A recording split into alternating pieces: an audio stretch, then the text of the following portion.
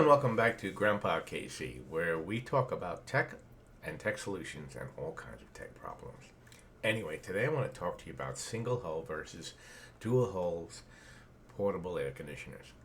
When you go purchase an air conditioner, it's not just about the BTUs or all this. You also have to decide on where you're going to put it, whether it's a window or portable. And a lot of times when you try to put a window unit in, sometimes because of the casement or because of the way things are, you can't put it in there. So you get a portable air conditioner. Or maybe you only want to buy one air conditioner. You want to move it from one room to another room, the living room to the kitchen. But that's all good. But the problem with these units, of course, is that you have to worry about whether they're going to get single or dual vent hoses. And you say, why should I worry about that?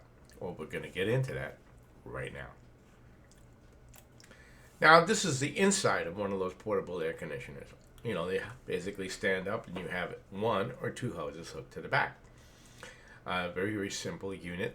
Basically, the cold air comes out of the top. There's a fan built inside. There's a condenser. There's an evaporator and the compressor. Now, what basically happens is air comes in a portable unit and goes over the evaporator, and heat is exchanged, and it comes back out your exhaust tube. Now, in a dual tube unit, air is pulled in from the outside, goes over the evaporator, and goes out the window. On a single tube unit, air from the room comes over the evaporator and goes out of the window. Can you already see some of the problems that might incur? Let's talk about it. One of the problems that happens with a single tube unit, of course, is that you're pulling air from the room going over the evaporator, and that hot air is blown outside. Well, you're taking part of your already cooled air and throwing it outside. This creates a negative pressure in the room. A negative pressure that draws air from other places into the room itself.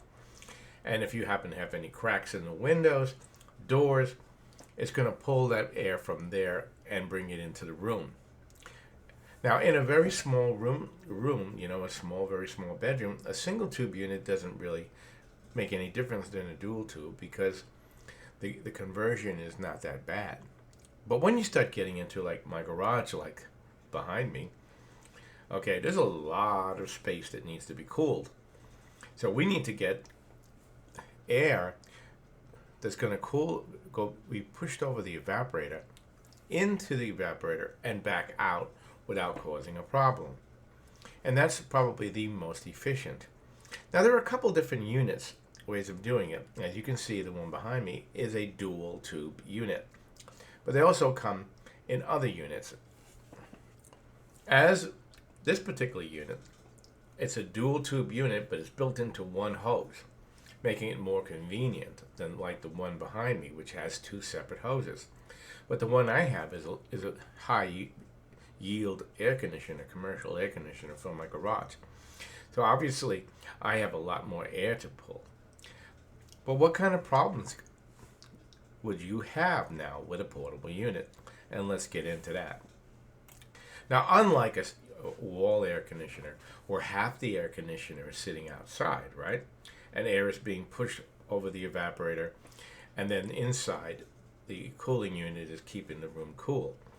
In this case, you have a hose, that's uninsulated, that's pushing air from the outside, going over the evaporator and bringing it back outside. Well, you can imagine that's a lot of heat being exchanged. And those hoses begin to get hot. And as they get hot, they now begin to heat exchange, which means they are now becoming a source of heat in the room itself. So while you've eliminated the problem of negative pressure, now you have a problem with the hoses exchanging heat from the evaporator into the room, which means it's going to decrease the amount of cooling power that portable air conditioner has. Let me show you a solution that solves this. As you can imagine, there are several different solutions. The greater the R value, the greater the effectiveness. Now there is one that you can use that basically is a Velcro type sleeve that goes over the hose and closes over and basically reduces the heat transfer. They also have bubble wrap ones where you could wrap around the hose, and that has a value of R8, and that will also reduce the heat transfer. And then they have one that also is a tube where you can put the hose inside of, and it creates an insulation as high as R12, reducing the amount of heat transfer. Now that's an important thing.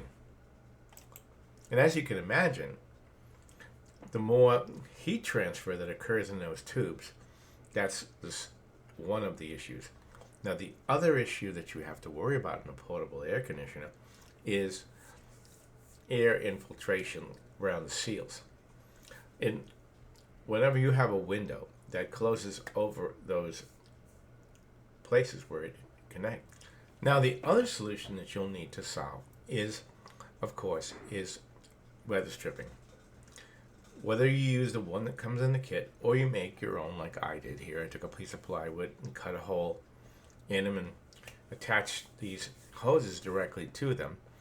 You need to have weather stripping around the edges of that piece. Whether it be foam or tape or whatever it needs to be, you need to do it. Now, this is a picture just after I installed it. I have not installed the weather stripping, or either have I placed the insulation around the various tubes. But I wanted you to see for yourself, if you notice that because it just was installed and it has no weather stripping, you can see light through. And that's going to decrease your cooling power of that air conditioner.